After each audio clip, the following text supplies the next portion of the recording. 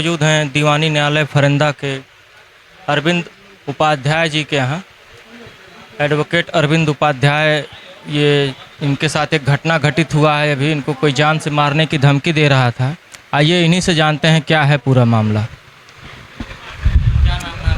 सर्वप्रथम तो आप लोगों को बहुत बहुत धन्यवाद कि आप लोग आए। घटना ये है कि एक मुकदमा एसडीएम साहब के वहाँ चलता था बंटवारे का 116 राजस्व संहिता के अंतर्गत।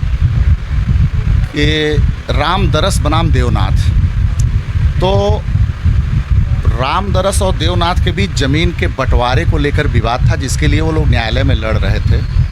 लेकिन किन्हीं परिस्थितियों में एसडीएम साहब पूर्वाधिकारी जो रहे, उन्होंने उस मुकदमे को खारिज कर दिया और उसकी अपील अपर आयुक्त मंडल गोरखपुर के वहाँ लंबित है, चल रही है।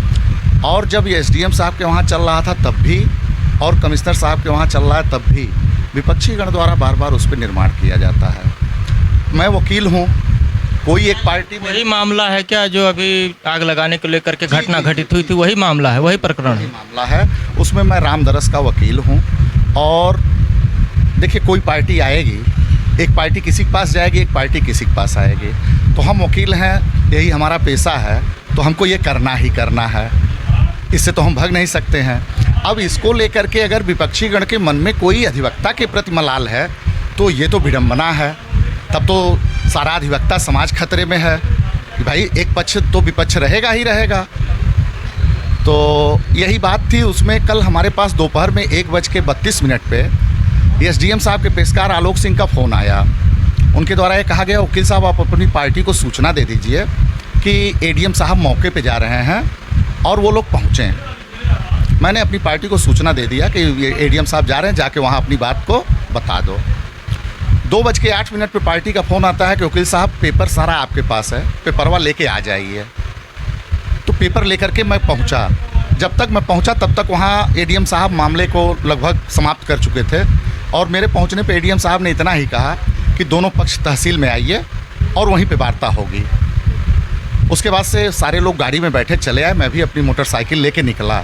जैसे ही निकला तो केशवनाथ हमारी गाड़ी को रोक लिए और कहे कि वकील साहब, जितने तोहार सम्मान कल जाता उतने तू अपमानित होवल चाहता।